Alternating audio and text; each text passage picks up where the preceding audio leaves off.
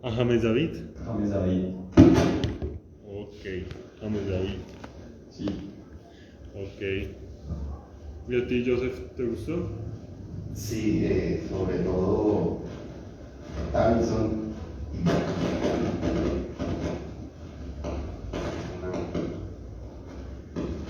Folklore. Sí, parece no, para. Sí.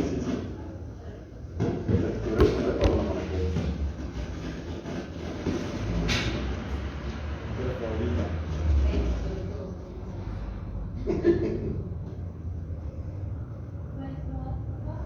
¿Aló? Hablen, es para ver, porque necesitamos que se pregunte del otro lado. ¿Se escucha? Sí, se escucha. Se escucha.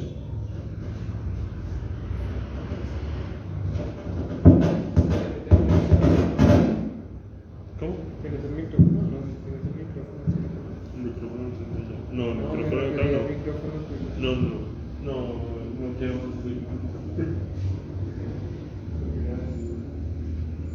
Hablen. ¿Qué le parece un partido? Di un trabalenguas. Un cuento, no sé, cualquier cosa, o sea, para ver si se oye. El amor es una cura que solo el cura la cura, pero el cura que la cura no es una locura. Listo, ok, ya se oye. Bueno, entonces, vamos. Joseph, nombre completo, Editorial Escarabajo. Porfa, di que nos sigan en las redes sociales, tanto en Editorial Escarabajo. la editorial como al Por supuesto. ¿vale? ¿Y tu nombre? Pablo Arciniegas. Pablo Arciniegas. ¿Es conversatorio? ¿Es conversatorio? Lanzamiento. Lanzamiento. Bueno, buenas noches, una cordial bienvenida en nombre de todo el equipo de Dushi.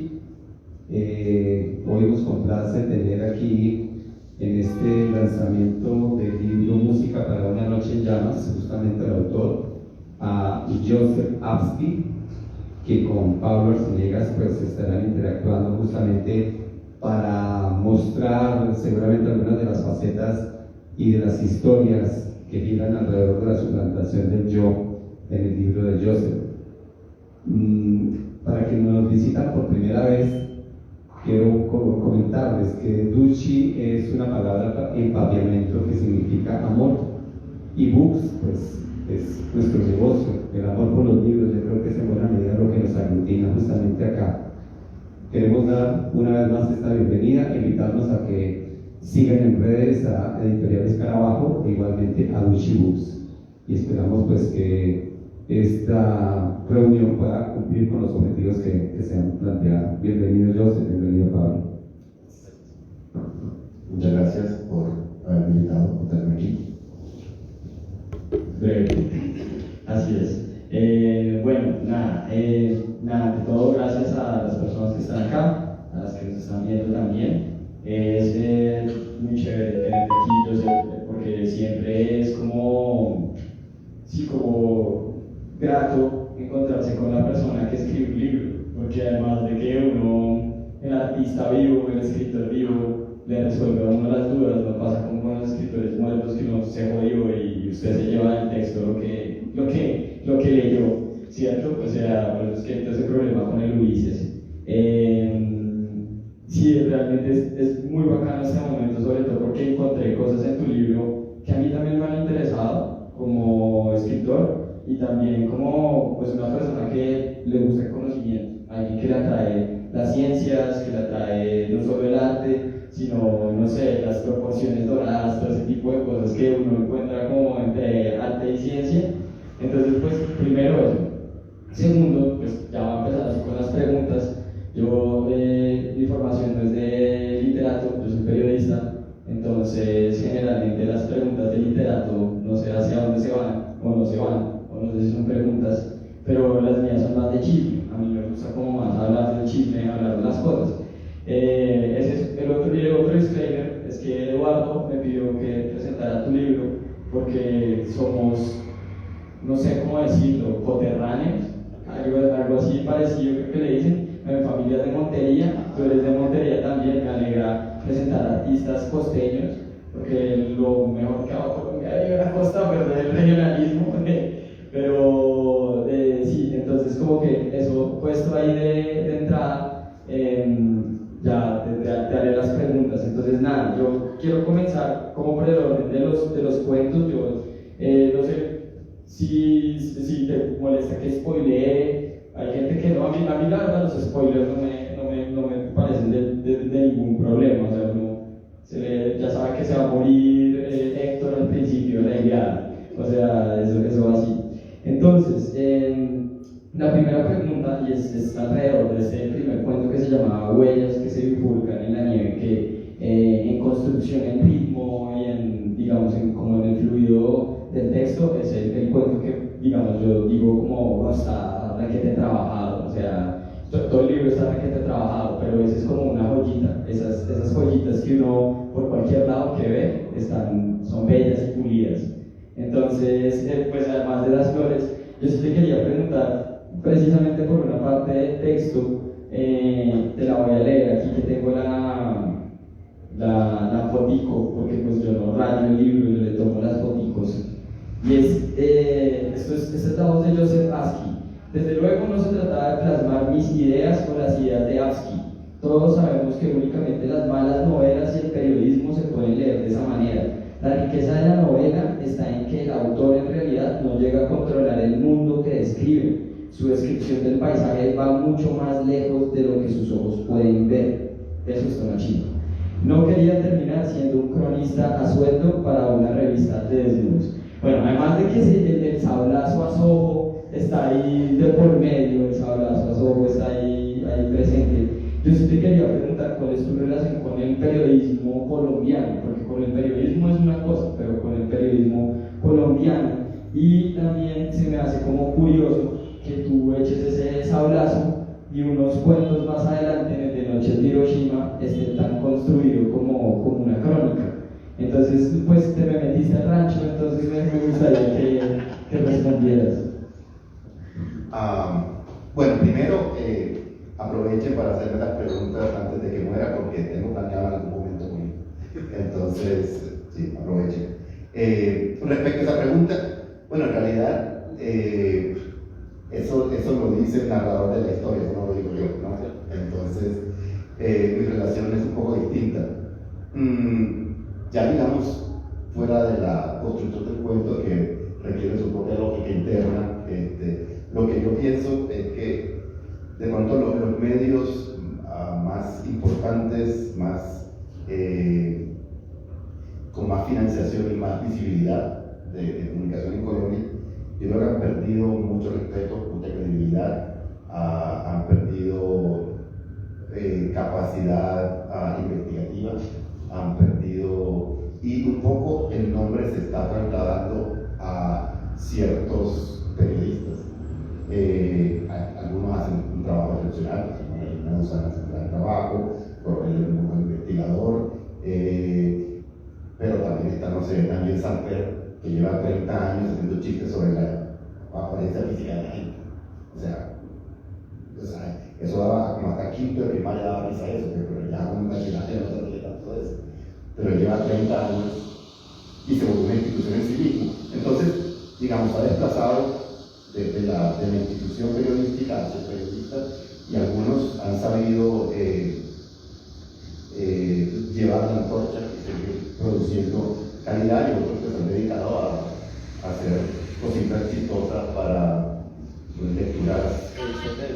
Sí, para revistas de desnudos, básicamente. Entonces, pero quizás lo más interesante que está pasando con el periodismo en Colombia son los periodistas independientes que tienen proyectos muy interesantes.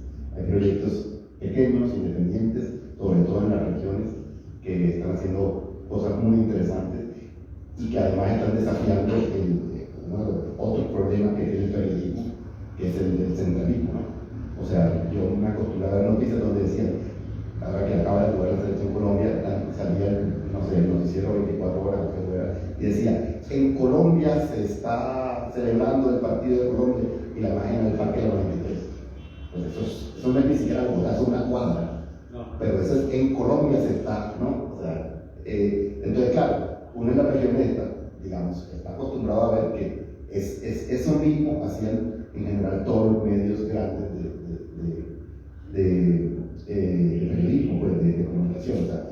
noticieros, los periódicos, digamos, el espectador, quizás desde lo que mejor nivel tiene por hoy, tenía ese problema y lo sigue teniendo, ¿no?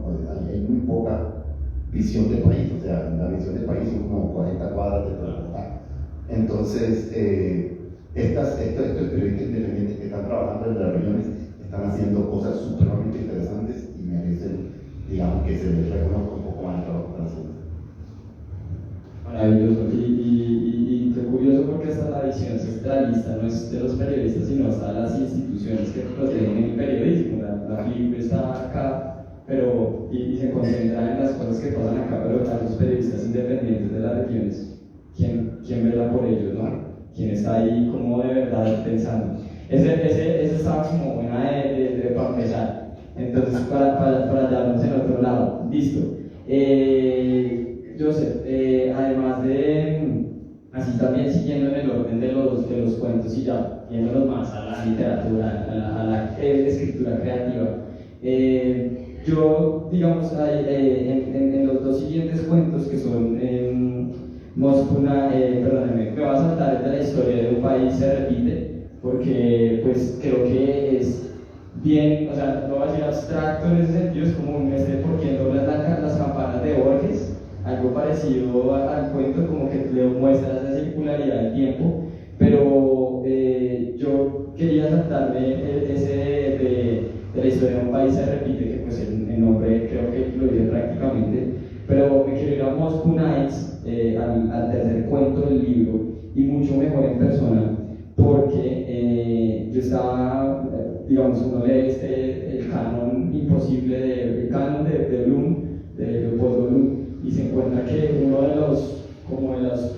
características que los libros que se vuelven canon, que de verdad quedan ahí en la historia, es que tienen personajes vitalicios, con vida, o sea, no es como el perdedor que después de muchas cosas, Marimar, que después de que se casó con este man, tuvo plata, sino que es gente que tiene vida, que no la pierde, y aún siendo los villanos. Entonces él ponía como ejemplos los villanos de Shakespeare, y todos son gente vitalicia, ¿sí? Gente con vida, gente que tiene vida para hacer la maldad.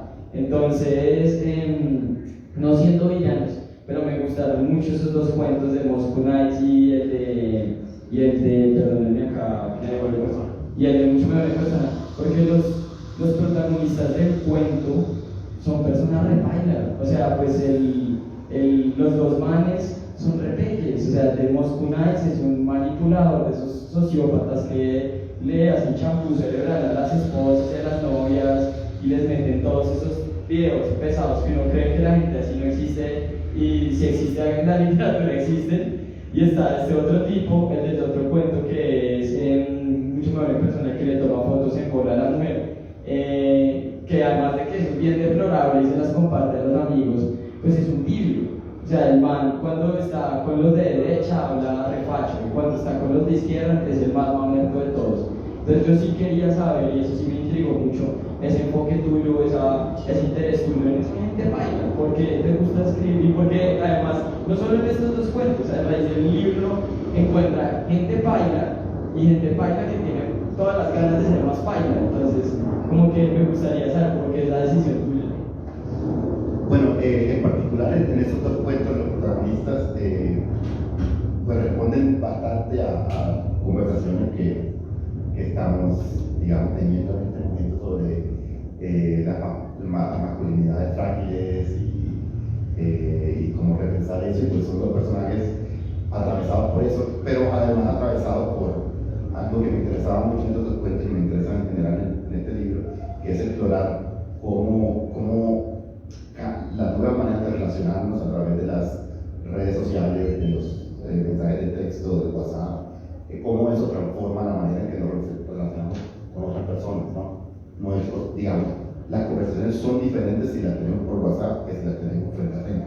El lenguaje que usamos, las herramientas a las que podemos recurrir, no, frente a frente yo no puedo buscar un meme para responder a lo que me dijiste. En cambio, si estoy hablando por WhatsApp, puedo poner el emoji, puedo poner un mensaje de una manera diferente de comunicar. El abanico del lenguaje diferente, la gramática, esas dos cosas al mismo tiempo. Uno, esas maneras de comunicarnos, cómo afectan el tipo de relaciones que tenemos con otras personas. Y la masculinidad es frágil. Entonces, sí, hay de muchos nombres de personas, es una persona que es un hombre que necesita desesperadamente la aceptación social.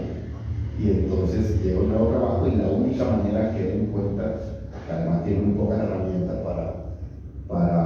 para ganar el respeto social, digamos, es hacerles, tiene una esposa muy bonita y es mostrarle fotos a los compañeros para que lo respeten porque él logró conseguir una esposa muy bonita. O sea, no tiene tan pocas herramientas sociales que esa es la única que encuentra. Bueno, y esa, digamos, es parte justo de esta nueva manera de relacionarse a través del WhatsApp y todo eso, y ellos mismos tienen una experiencia con otro hombre que le manda fotos a la esposa, en fin.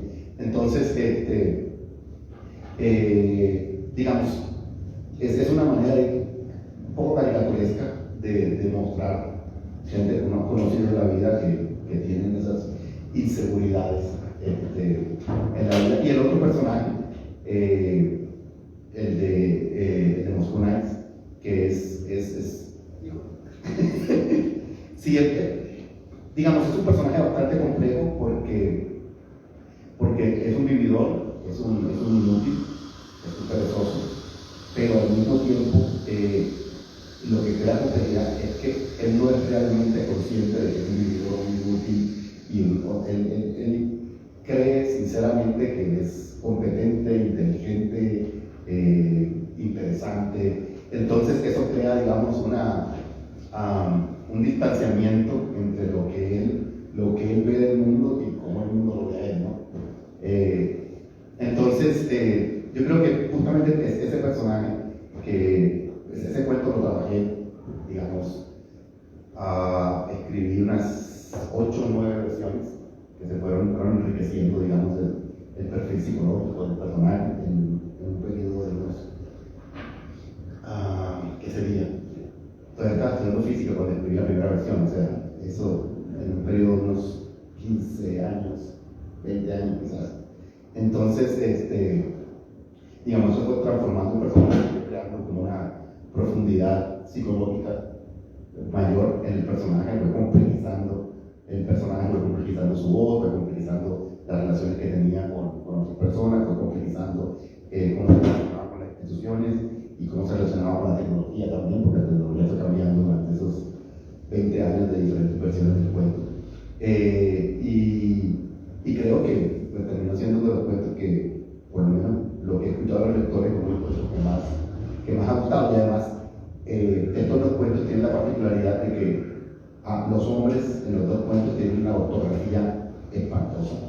Tienen una ortografía espantosa los hombres y las mujeres tienen una ortografía espantosa, que es como una manera más de mostrar estas inseguridades y esta separación entre lo que estos personajes creen de sí mismos y lo que realmente son, ¿no? Sí, súper. Y ahí dices, bueno, antes de seguir la pregunta, yo quiero leer para leer el final de ese cuento que me parece muy bien hecho, o sea, de verdad, o sea, otra joyita así, muy bacana. Dice así: el hombre imaginario tiene una inteligencia imaginaria gobernada por talentos imaginarios sobre la base de logros imaginarios. Todos los días imaginarios actúa como si una humanidad imaginaria tuviera una deuda imaginaria por sus contribuciones imaginarias. De sus amigas imaginarias recibe llamadas imaginarias, ofertas de trabajo imaginarias, propuestas amorosas imaginarias, pero ninguna de ellas corrige su ortografía imaginaria. A sus parejas imaginarias les ofrece amor imaginario, atención imaginaria desde el fondo de su corazón imaginario. Hombre, parce, de verdad, o sea, sí, o sea, imaginario, imaginativo, dicen. O sea, muy martillazo, muy áspero ese cierre, de verdad, ese cuento, ya hablándolo así, desde escrituras creativas del Paso, Texas y toda esa vaina. Pero sí, realmente como que, además de ese cierre, también me pone un polo, y es que sí noté como que en el cuento, además de muchas, digamos, frecuencias o cosas que digamos, como que pertenecen al universo del libro entre estos cuentos, sí vi como esa postura de estos manes paila y viejas muy chéveres, o sea, viejas exitosamente profesionales, viejas que escriben bien, viejas con unos puestazos, los berracos que son capaces de mantener como un parásito como ese.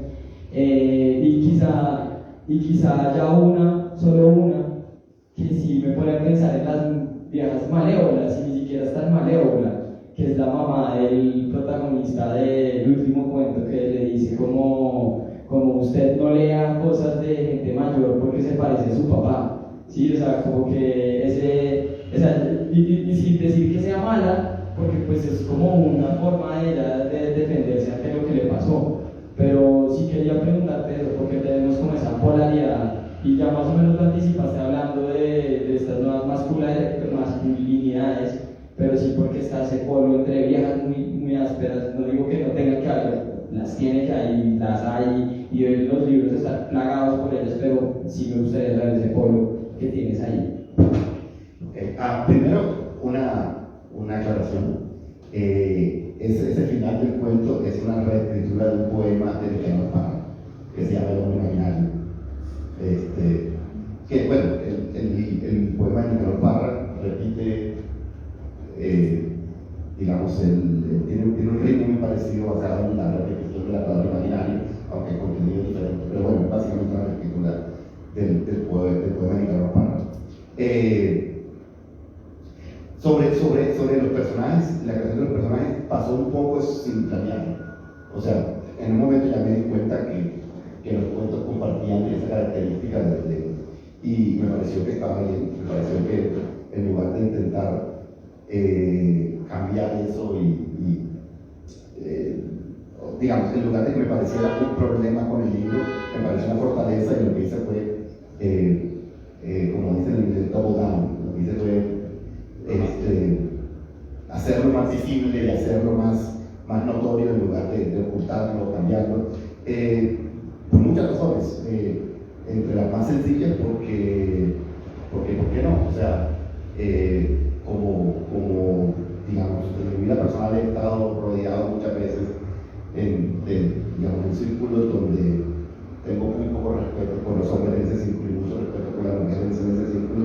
Pues ¿por qué no representarlo también en un libro? O sea, no es que también no haya pasado, no es que no me haya encontrado mujeres por las que, digamos, no siento tanta admiración, porque sí es cierto, pero digamos, sí, varias veces en mi vida me he encontrado en círculos donde ese es mi sentimiento, y por qué no reflejarlo en un libro, porque, digamos, me parecía natural y coherente con mi propia experiencia de los años.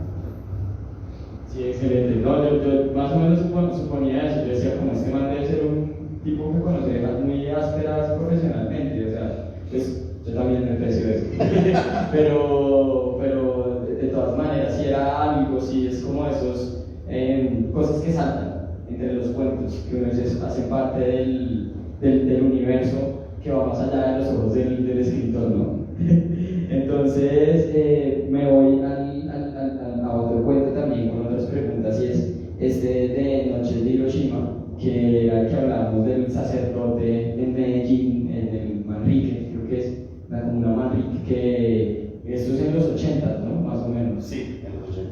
En los 80, que era fue físico, y tuvo esos sueños bíblicos como el de Josué, el de las vacas. Sí, creo que es Josué o José.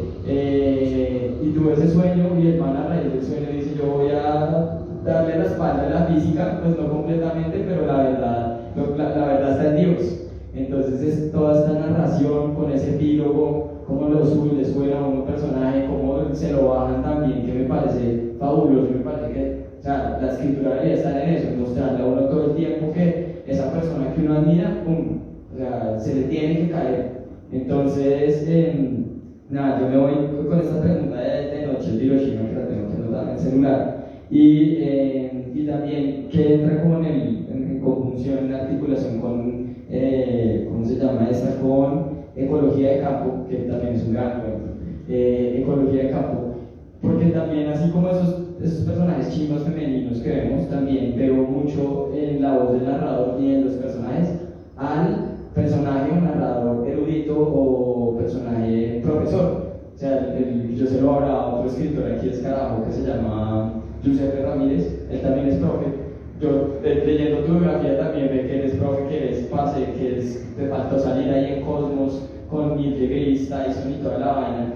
Pero sí me parece curioso porque esas elecciones hacia la gente que, por ejemplo, en el de ecología de campo dicen plátano machucado.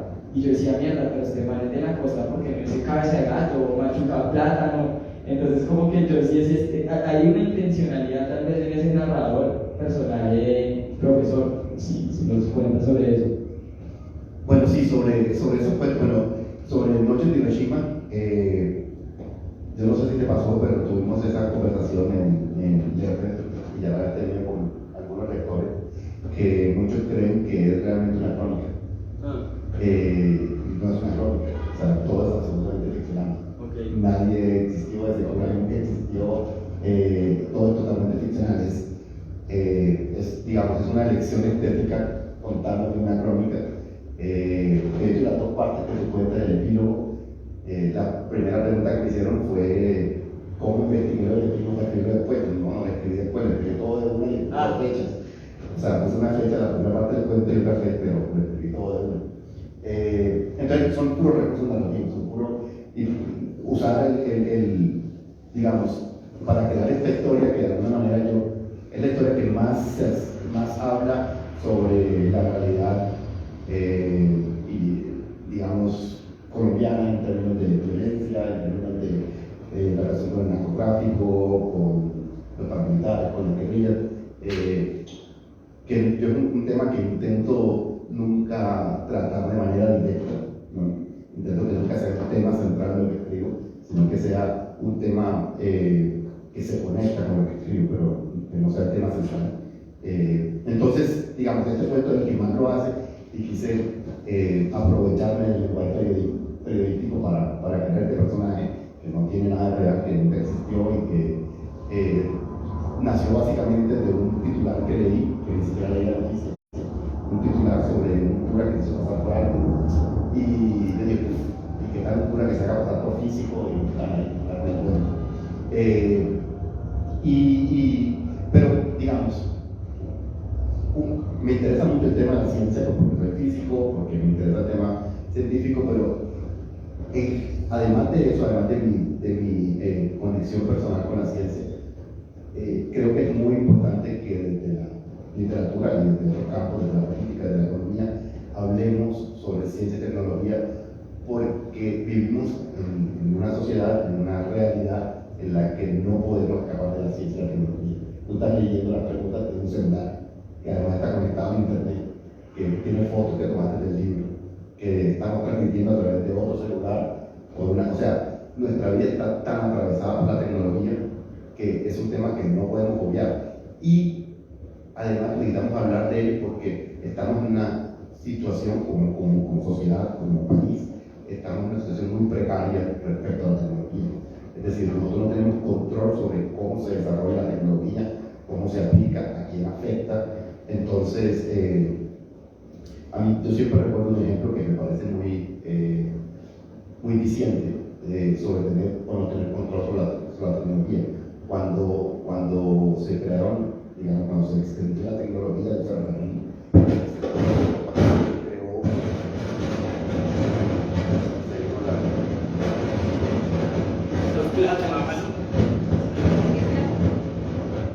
la tecnología.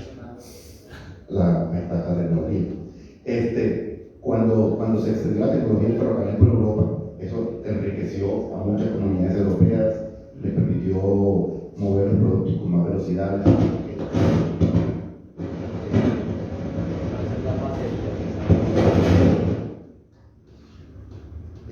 Sí, yo creo que se acabó de batería.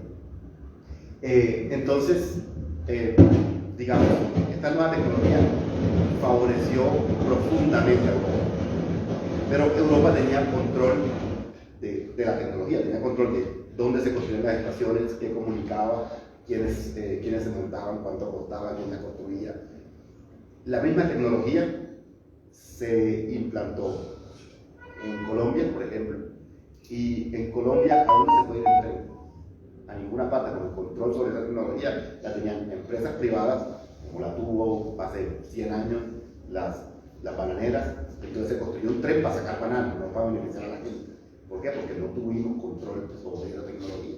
Y entonces que ahora no hay redes ferroviarias, no podemos ir en tren, que es muy eficiente y barato, porque nunca tuvimos control de la tecnología, porque fueron otros los que nos dijeron, así se usa, así se aplica, así se hace.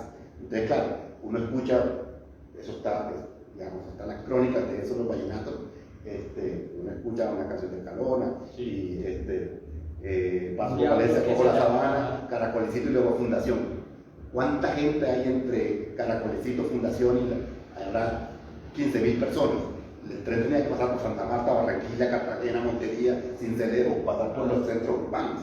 Pero como la intención de los que dominaban la tecnología no era comunicar a la gente, mover productos de un mercado a otro mercado, la intención era sacar banano al puerto. Entonces por eso el tren nunca sirvió un carajo para la gente, solo sirvió para compañías que manejaban la tecnología. Entonces, es muy importante, eso no solo pasó hace 100 años con el tren, eso sigue pasando. Hay muchos ejemplos. En la India la tecnología sirvió para acabar con los mercados locales, porque los ingleses llevaban sus productos a los mercados locales en el tren, pero nunca permitían que los productos locales salieran en el tren. Entonces lo que hizo fue empobrecer terriblemente a las comunidades en la India, porque ya ni siquiera controlaban su propio mercado local.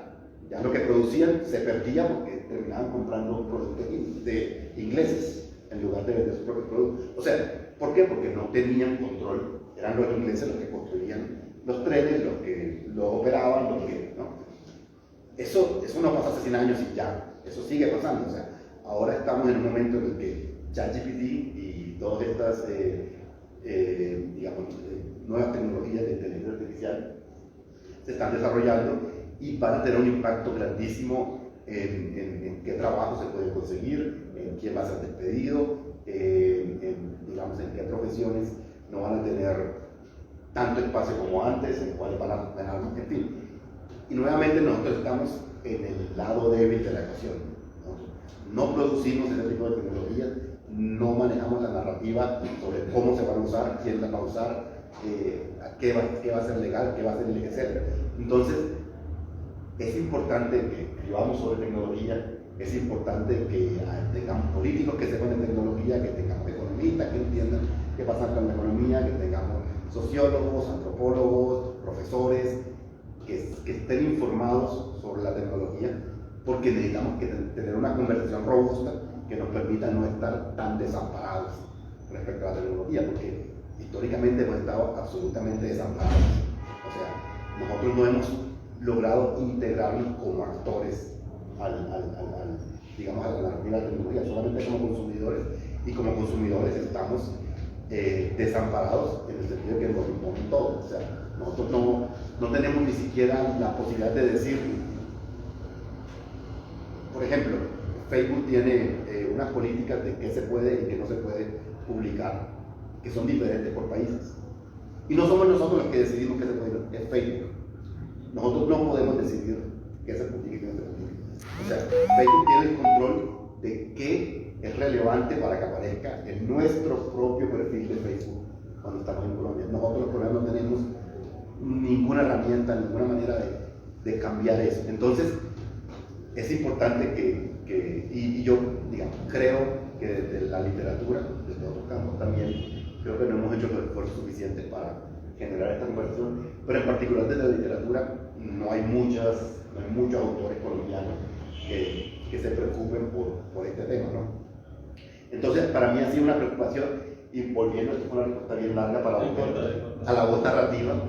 En general, la voz narrativa más idónea para hablar de este tema, una voz narrativa erudita, de un profesor, con un vocabulario, digamos, sofisticado hasta cierto punto.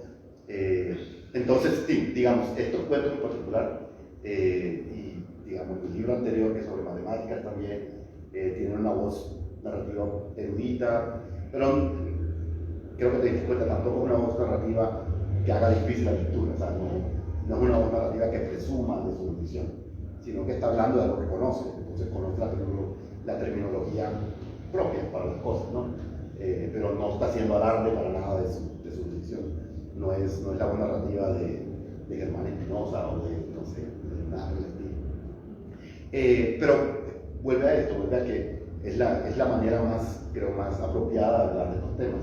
Mi primera novela fue sobre un boxeador y estaba escrito todo en dialecto costeño. Noriqueño. Sí, o sea, todo estaba escrito en dialecto costeño porque era la voz más apropiada para que los boxeadores hablaran, etcétera, porque era de la región. Entonces sí, digamos, en este libro y en el anterior hay esa característica de la voz que creo que es la que mejor refleja el universo del que estoy hablando. No, y no lo tomes como las preguntas acuciosas, sino como de verdad me gusta porque, o sea, personalmente yo, una vez en una clase de poesía nos dijeron quién tiene el fuego, ¿sí? Esas preguntas de poesía, así todas, que uno queda como, uy, ¿qué digo ahora? Y mucha gente dijo, no, el fuego lo tiene Bukowski, el fuego lo tiene Gabo, el fuego lo tiene Virginia Woolf, ¿sí? Mi aventura en ese momento, mi respuesta fue, el fuego lo tiene Carl Sagan. O sea, si no hay un man que le haya metido más pasión a narrar y a decir cosas sobre ciencia y tecnología como lo hacía ese tipo, no hay otro. El Neil deGrasse también, o sea, ellos dos, o sea, como la divulgación científica puede ser otra cosa distinta a terminología, ¿sí? que le enreda a uno. De hecho, me pasa, no voy a decir quién, pero una autora colombiana muy reconocida, muy leída, ¿sí? Uno va a su libro y lo que encuentra ella es una necesidad de un comité de aplausos todo el tiempo, ¿sí? Como, uy, qué inteligente eres, o sea, cada frase que ella pone espera que la gente la aplaude. Acá me parece muy original y muy sincero que se dicen las cosas como la dicen los físicos, los científicos. El problema de medición de la doble rendija. Si uno sabe, pues si uno ha leído algo, pues de una vez o lo busca, es que también es eso, ¿no? Como que también le dan ganas y le interesa a uno de buscar eso en internet. Y lo otro que te digo, yo sí soy aficionado a la tecnología, o sea, a mí sí me gusta y me parece que llegó la tecnología, no te subiste al bus, te jodiste. ¿Sí? O sea, llegó la inteligencia artificial, no aprendiste a utilizarla, te jodiste. Y eso es lo que va a estar dando. Yo le hacía hace poco como el ejemplo a un amigo y le dije, me decía, es que a mí me encanta escribir en máquina de escribir. Huevón, ¿o qué?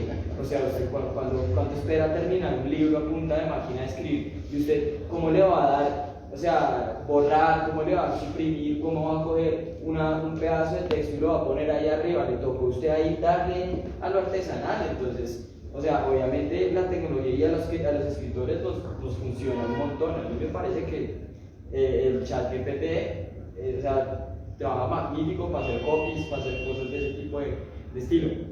Yo también, o sea, y también quiero quedarme un poquito en este cuento de ecología de campo, porque si bien la protagonista es científica y habla sobre el peto, sobre reptiles, que me parece bellísimo, si habla de algo que nos concierne, que es pues esa gran sabana costeña, monteriana, cordobesa, o sea, yo de verdad sí como que tú escribes ese caserío donde se van estos dos científicos a hacer las investigaciones y así es, o sea, uno lo ve así y uno dice mierda, o sea, por ejemplo, lo de Escalona, ¿cómo es posible que, o sea, Escalona que compuso el testamento por allá en 1940 y decía un diablo al que le llaman tren, o sea, que estemos tan jodidos que las personas en 1940 todavía confundían el tren con un diablo, o sea, el avión con un ángel, o sea, en cuestión de tecnología, qué jodido se rezaga. Pero en este cuento, de pronto esa simpleza del campo, eso de irse al carajo, donde uno no tiene el ruido de la ciudad, donde no tiene nada, también se rescata y está en ese paisaje de la tierra de la hamaca, donde uno se acuesta ahí a cantar. Entonces yo sí quería preguntarte también, ¿cómo es esa relación tuya con esa tierra bella que nos viene a hacer? Sí, ese es el único cuento que no es urbano, es el único cuento rural, totalmente rural. Casi todo pasa en un caserío muy pequeño.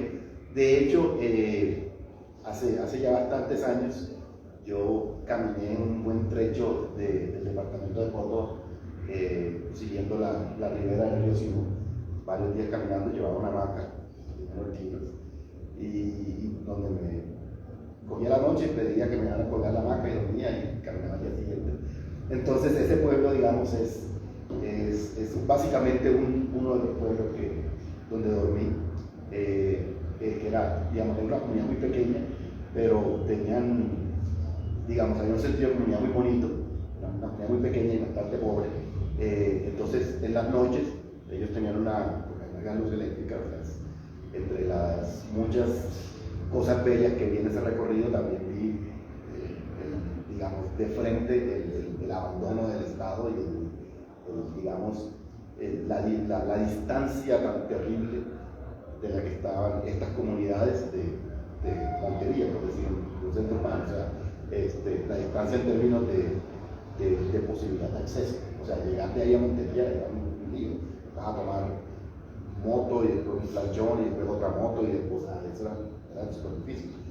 En fin, entonces esta comunidad me pareció muy bonito, tenía una planta eléctrica, entonces todos reunían para comprar la gasolina, y compraban la gasolina y prendían la planta eléctrica en la noche, conectaban con una nevera que tenía gaseosas y un par de cervezas, sacaban las sillas, así las ponían en la calle, no hay carro, o sea, no hay calle siquiera, un terraplén por la que difícilmente pasa un carro. Ponían dos televisores, porque un televisor le servía la imagen y el otro le servía el sonido. Entonces le ponían los dos sincrónicos para que uno hablara y el otro se viera. Y se sentaba todo el pueblo y a ver las noticias, la telenovela, y los pelados sacaban un poco de gaseosas de la nevera y los adultos se tomaban una cerveza y pues sentaba todo el pueblo ahí junto a ver la novela y a ver las noticias, un poco a hablar y a compartir, y después a las 9 de la noche pagaban la planta y todo el mundo para su casa. Entonces, digamos, parte de la idea del encuentro tiene que ver con esas experiencias de rescatar estas zonas tan alejadas, de cierto modo tan distantes de la tecnología, tan distantes del mundo totalmente conectado en el que estamos hoy.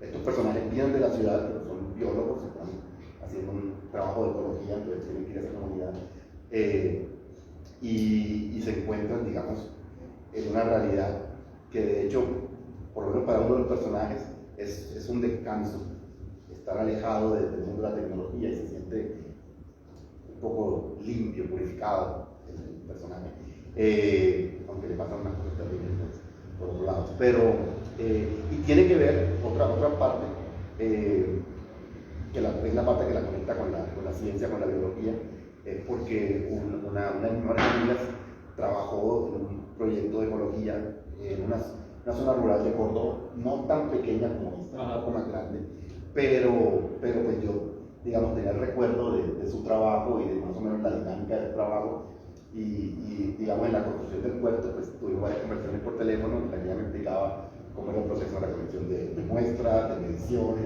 para ser como un poco más preciso en qué es lo que hace un biólogo que está haciendo un estudio ecológico sobre la población de las iconeas en Córdoba, que es lo que está haciendo.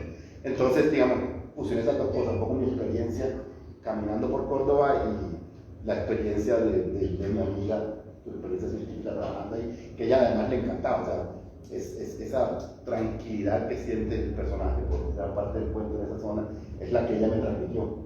Ella le encantaba, y para ella era como, ella estaba en Medellín y no veía la hora de que volvieran a recibir recursos para ella irse y perderse 8 meses en el pueblo y no volver a saber que el mundo existía. No, es que es maravilloso porque, o sea, estás ahí retratando, yo creo que uno se une a ciertas tradiciones dentro de la literatura colombiana, y siento que la voz caribe es una gran tradición, siento que es como, y cuando uno tiene el honor de que lo incluyan en la voz caribe, pues uno, o sea, se sienta al lado de Luis Díaz, y sí, o sea, y el pibe, así abrazados. Pero más allá de eso, lo que me parece es que en esos pueblos sí se detiene el tiempo, ya no, o sea, la noción del afán y la noción de muchas cosas que uno tiene aquí en Bogotá se desvanece, se difunde, yo no sé qué pasa eso, se disuelve, perdón, También una cosa muy importante y también un detalle de ese cuento que sí me gustó mucho es, si bien pones el pueblo, el caserío allá macondiano, donde no pasa un carajo, se detiene el tiempo y pasa todo al mismo tiempo, ¿no? También tomas una foto, le sacas una foto al mierdero del pueblo un poquito más grande, ¿no? Que en este caso creo que es Cerete, es Lorica. O sea, nomás esa escena donde tú dices, tuvimos que pasar una avenida de motos a toda mierda, o sea, que no paran nunca, y que encima de eso va el man, el niño aquí metido y la mamá cargando a otro niño, eso lo ve allá en la costa, o sea, esa es un clásico allá de Cerete, de Ciénaga de Oro, de todo eso, y las corraleras. Entonces como que yo decía, qué bueno, o sea, qué bueno que sacaste esa instantánea de ese momento. Y si te quería preguntar un poquito de curiosidad, de chismes, tú naciste en Medellín, pero viviste casi siempre en la costa. Sí, yo llegué a Montería, creo que menos de un mes de nacido, entonces sí, totalmente Montería. Sí, a Pablito Flores, el monumento al Porro, todo eso. Yo te repito más o menos la historia.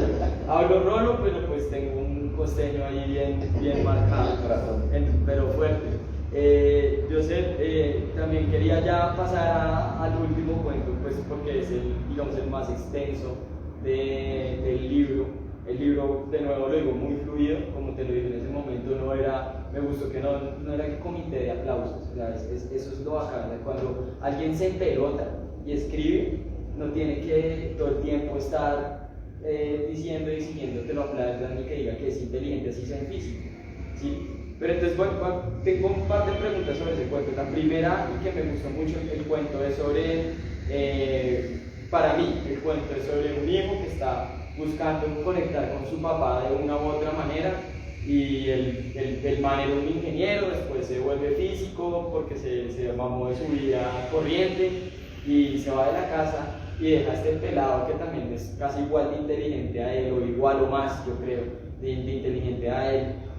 Lo deja, pues lo abandona, y él siempre está tratando de conectar, y es esa historia de cómo uno al principio busca y busca el conectar con esa persona, y a la final ya uno se mama tanto de buscar que se satura, que ya el que lo busca es a uno, que me parece de las cosas más desgraciadas de la naturaleza humana. Pero a lo que voy es, con ese breve resumen, es para hablar sobre una parte que tú dices, que le dice un físico, el papá físico al hijo, le dice, nosotros éramos la ciencia del siglo XX, lo que ahora viene es la biología, ¿sí? A mí por dos cosas. Primero, porque qué bacán uno de físico reconocer que el mundo de la cuántica y todo eso sí seguirá avanzando, pero ya no es el subject of interest, como le dicen, sino que ahora es cómo nos manipulamos biológicamente, porque, o sea, la realidad de la física no la podemos manipular. Pero nosotros sí nos podemos manipular biológicamente, porque la selección natural tiene una ciencia. Entonces sí me pareció como curioso esa aceptación de decir como físico, pues ya son los, es como yo también diciendo aquí en periodistas, pues la inteligencia artificial te hace notas, güey. Entonces sí me gustaría que nos hablaran de eso. Bueno, sí. Ese cuento tiene varias conexiones personales, quizás, excepto por el primer cuento, es el que más conexiones personales tiene. El personaje principal, digamos, que es el papá, digamos, físico, que tiene una relación con el hijo, etc. Está un poco basado en un profesor que tuvo una experiencia terrible, fue secuestrado por las guerrillas, y entonces, digamos, eso lo afectó mucho. Él, digamos, fue a la universidad y siguió siendo un excelente profesor, pero yo tuve la oportunidad de compartir personalmente con él, y era evidente, digamos, las heridas abiertas que tenía por el secuestro. Entonces, digamos, no es una biografía ni nada por el estilo de él, pero un poco su tragedia emocional fue la que intenté construir un personaje ficcional alrededor de la tragedia emocional de esas heridas abiertas y esas cicatrices mal formadas que yo veía en un profesor tan querido, pues, una persona tan querida. Entonces, pues digamos, ese es un poco el origen del cuento, y ya Yo inventé una familia, inventé un hijo, inventé un montón de Muy cosas. bien inventado. Y lo otro es que había un tiempo que estuve leyendo mucho sobre la naturaleza de la memoria, que se conecta directamente con la biología, ¿no? Tiene algunos aspectos de física, pero se conecta directamente con la biología. Y es el hecho de que la memoria es un constructo absolutamente artificial. O sea, es decir, nosotros no tenemos memorias. Nosotros, cuando queremos recordar algo, reconstruimos, digamos, podemos almacenar información un poco dispersa, y cuando queremos recordar qué estábamos haciendo hace, cuando fue 20 y pico de años, ¿no? Que Colombia ganó la Copa América.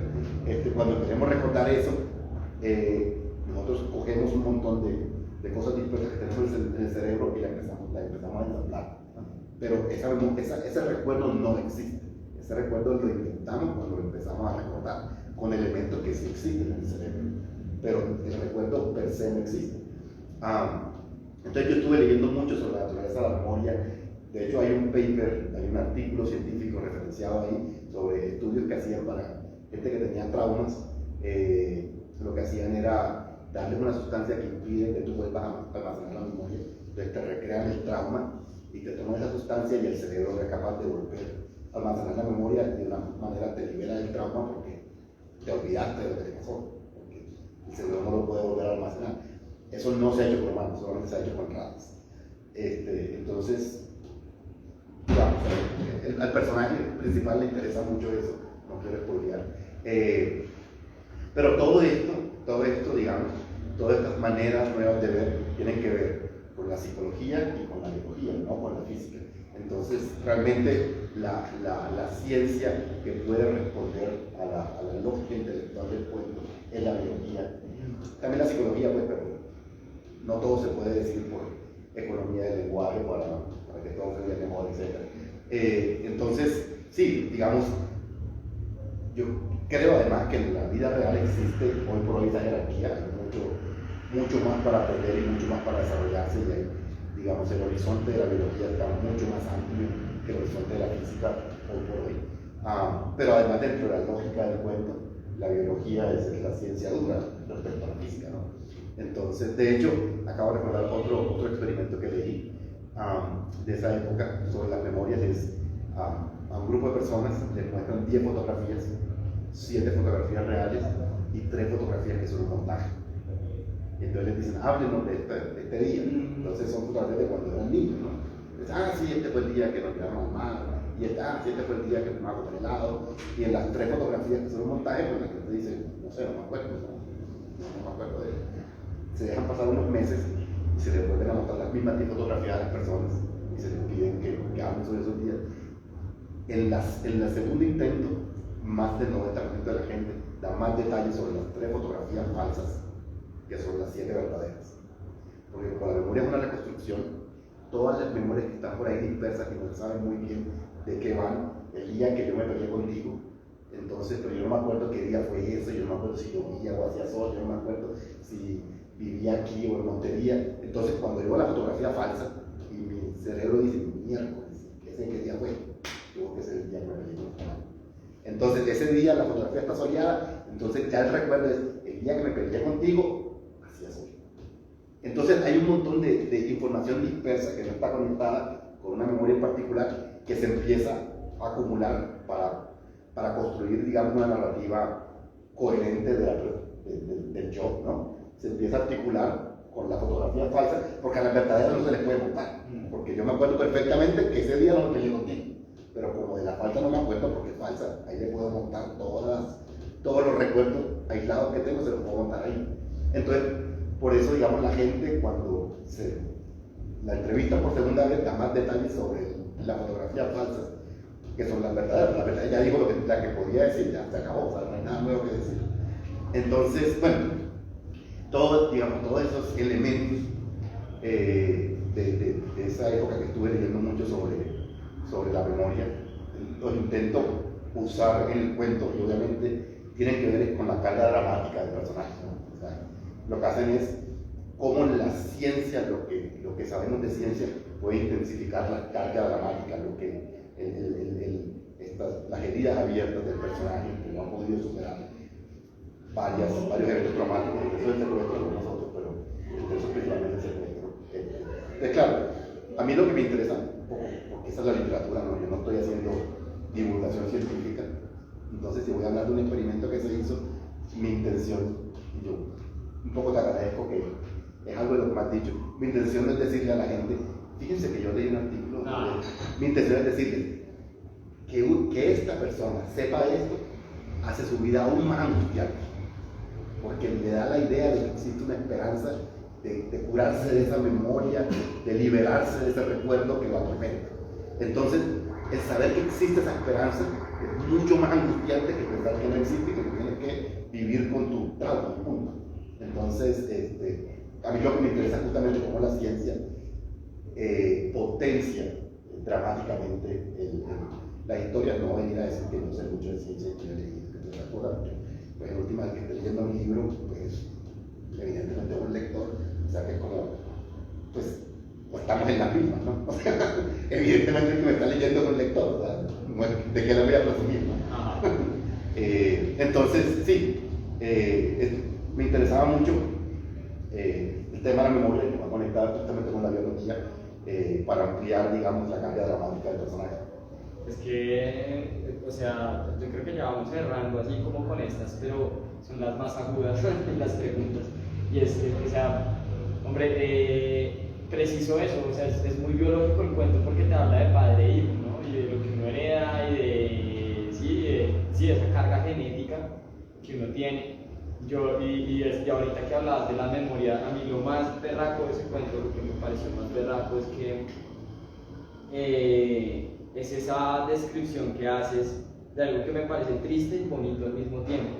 Y es que uno a veces le coge afecto a ciertas cosas porque le recuerdan a alguien, porque uno quiere tener esa conexión con esta persona. ¿Qué pasa en el cuento?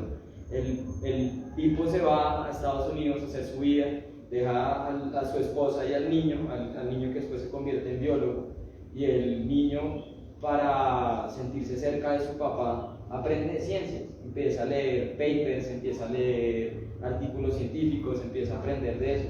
Y uno dice, o sea, por un lado uno dice que triste, porque uno dice, o sea, esa es la única conexión que tiene el pelado con su papá, y el man, aún así, estando hablando el mismo idioma, ni le contestaba, o sea, porque qué mierda, ¿sí? Pero por el otro lado, es como que de esas penas, pues salen cosas bonitas, sale un científico, sale una persona amante de la ciencia, de la biología, y yo siento que esos traumas fundacionales los compartimos casi todos, pero muy pocos lo escriben así como lo pusiste tú. Yo te quería contar, te preguntas sobre eso, o sea, eso, de dónde viene ese preciso, esa parte de decir, a través de esto conecté con mi papá, que es un man re perdido, o pues conecté con él, papá que no estaba. En realidad eso no, digamos, no hay nada biográfico. No, pero yo le dije a mi psicoanalista y el man me dijo, uy, bravo.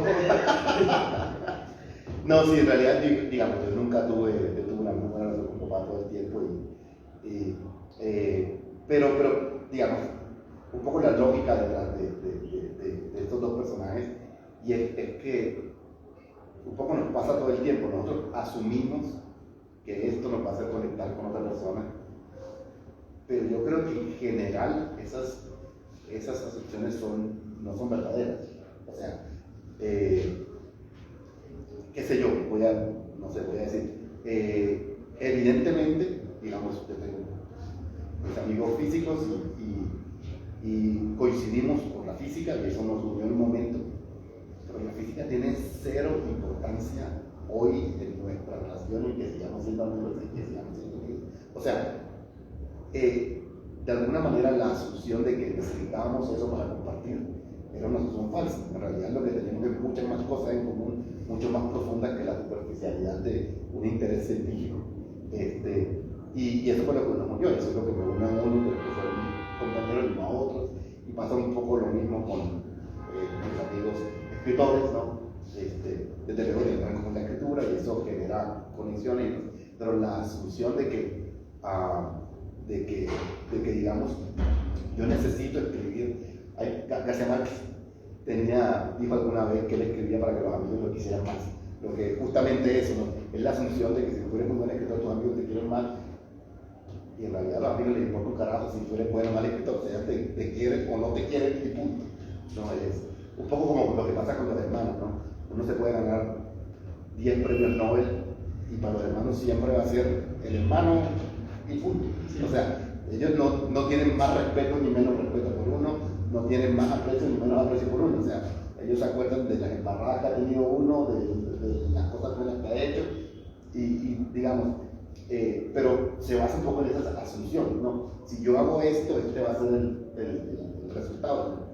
En realidad no, yo creo que el mundo no funciona así tan fácil, pero nosotros sí funcionamos así, nosotros sí funcionamos creyendo en que, ¿no? Si yo digo esto, me van a querer más, van a tener más respeto, van a pensar que soy más inteligente, van a, no sé, van a creer que soy más exitoso, que soy más feliz, o que sé yo. Y en realidad, eso es lo que pasa con la gente, ¿no? O sea, entonces, bueno, esa es un poco la solución para crear esta relación. ¿Sí? Lo único, el papá se fue, el niño casi no recuerda nada de él, lo único que sabe es que es un científico en otro país, ¿no? Y él lo que siente es la ausencia, y a su alrededor lo que dicen es: tu papá es un científico que vive en otro país. Entonces, claro, la conclusión para él es: si yo también soy un científico, somos pares y somos llaves, ¿no? Y bueno, justamente pasa lo otro. Al papá lo que no le interesa es que su hijo es científico. O sea, eso lo tiene un poco sin cuidado. Sí, no, y yo creo que ya con esta te voy cerrando ahí el tema, no sin antes decirles que el libro de Joseph es muy chévere, muy bueno, o sea, no solo chévere, me parece un libro sincero.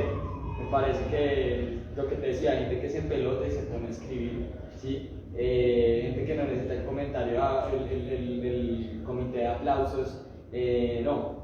Yo lo que veo es que además de eso también está esto de fíjate, por ejemplo, Borges en casi todos sus cuentos, él le enseña alguna cosa a uno de la física o como de la lógica o alguna vaina de esas, y lo digo porque pues para cerrar y como cierra también el cuento, y tú dices, yo no estoy tratando de enseñar eso, pero uno sí, de una u otra manera, o le causa curiosidad, o uno lo aprende o lo busca, entonces digamos que si hay uno siempre está divulgando algo, uno siempre está, pero lo digo sobre todo porque cierras con el cuento, con la imagen del desierto, y el desierto creo que así como se le han escrito tantas cosas al mar, Moby Dick, no sé, ¿sí? El desierto también es una cosa imponente y que también lo llena uno de analogías. Decía ahora es que el laberinto más importante era el desierto, porque sin paredes uno está perdido todo el tiempo.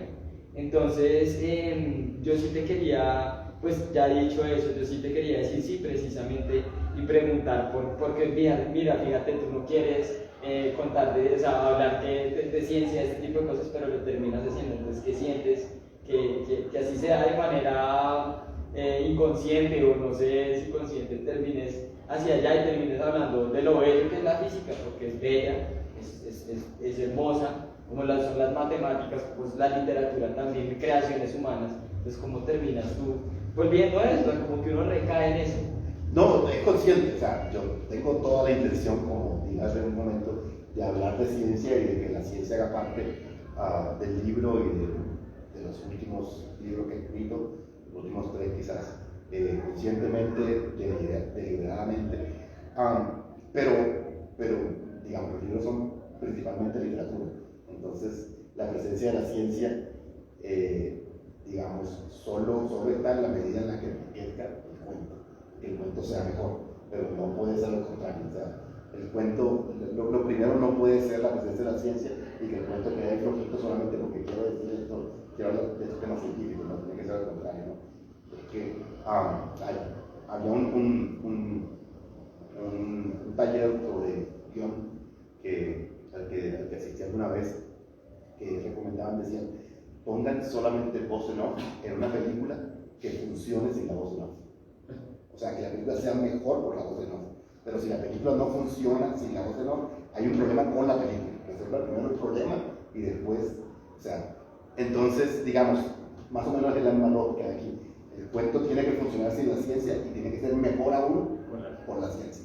O sea, lo importante es el cuento. Y lo otro, pues, es para fortalecer el cuento, ¿no? Pero lo importante es un libro de literatura. Y cuando esté escribiendo un artículo científico, pues lo importante es la ciencia. cuento sea mejor porque tiene estos elementos, no al contrario. Y digamos, eso hizo parte de la construcción de los cuentos. O sea, yo intenté con otros temas científicos y no funcionaba y que cortar, ¿no? Y hasta que llego a lo que son los mejores, los idóneos para enriquecer cada una de las historias.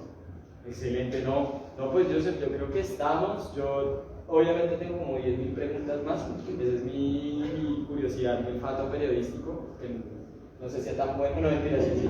De todas maneras te agradezco muchísimo porque es una gran narración, son unos buenos cuentos. Me quedé con una muy importante, es donde consigo Escorpio, sí, creo que se llama el libro, el corazón del escorpión. Solo está disponible en inglés. Solo está, no, pues está bien, mejor, Okay. Así aguanta. Para darle al B1 y al B2. Entonces, nada, ¿alguien tiene alguna pregunta para Joseph? Aprovechar que sigue vivo y que no después toca a uno inventarse vainas. Una pero rápida, en una frase. ¿Por qué le dio por coger cuentos y reunirlos en un libro? Y reunirlos. Sí, o sea, ¿por qué escribir un libro? ¿Por qué no difundirlo en un blog? ¿Por qué no ponerlo en una columna en X lugar? ¿Por qué no regalarlo en Amazon? ¿Por qué publicarlo? ¿Por qué volverlo libro? Porque yo creo que diferentes formatos, diferentes construcciones tienen lugares que son más apropiados que otras cosas. Y me explico, eso tenía un poco que ver con cuando hablaba de la tecnología, de los diferentes lenguajes que tenemos. Cuando una persona abre un libro, tiene una cierta disposición y tiene unas ciertas expectativas que van paralelas a lo que hay en este libro y que no son las mismas expectativas, no son la misma disposición, no son las mismas, el mismo estado mental que cuando uno abre un blog. Entonces yo creo que el lenguaje de los blogs y el lenguaje del libro son un poco diferentes, las intenciones, las necesidades del blog y del libro son un poco diferentes. Eso no crea una jerarquía, eso simplemente crea diferencias, ¿no? Las necesidades del cuento y de la novela son diferentes, eso no es una jerarquía, no es que el cuento sea mejor que la novela o viceversa. Tienen necesidades, intenciones, expectativas con el lector diferentes. El periodismo y la literatura tienen necesidades, expectativas y nuevamente hay una investigación de 120 páginas no la van a publicar en un blog, porque nadie se siente a leer 120 páginas de investigación. Hay una expectativa, hay una relación con el lector que es diferente. Entonces, yo creo que el formato idóneo para lo que escribí es el libro, no el blog o otro medio. ¿Listo? Entonces estamos, nada, un aplauso ahí para... Gracias, hombre. Gracias.